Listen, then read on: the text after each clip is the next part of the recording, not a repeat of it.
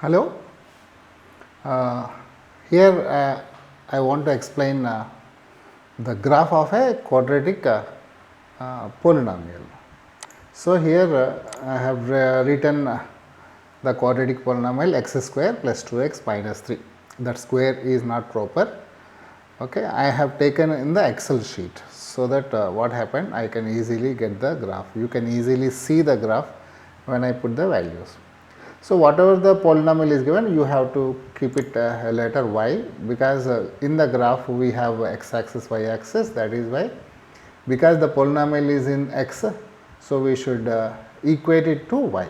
So let y is equal to x square plus 2x plus 3. So here there are two variables, one variable is x, one variable is y. So you find the values, you give different values for x.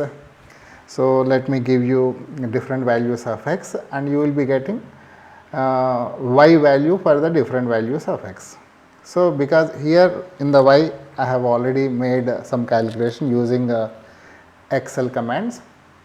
So if I put x value here, automatically my y value will be coming. So I kept one positive value 2.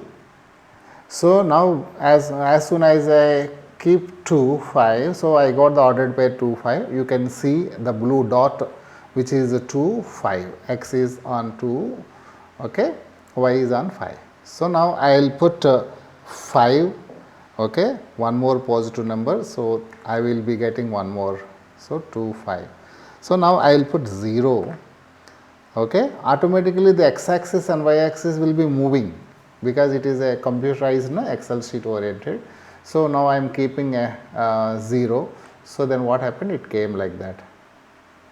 So now I will give some negative values also. What I will do, I will give a minus 2 I will be giving, okay. So then what happened, I get, so now y axis slowly coming in between. So now you can see it is not a straight line, it is a curve, because they are not in the straight line, right. When 3 points are not in the straight line, automatically it takes up the curve. Now let me put one more negative value, so I will put minus 5. So better always see, you get this is the graph. So you can give any number of values, whatever the number of values you give, you will get the same shape. So every quadratic polynomial, the graph will be always in the U shape, it is in the U shape, okay. So I will give one more positive value, let me give 7, I will be giving positive value. So then it came like that. I will give minus 7 also, so it came like that. So whatever you give, so that what happened, you will be getting a U-shaped graph.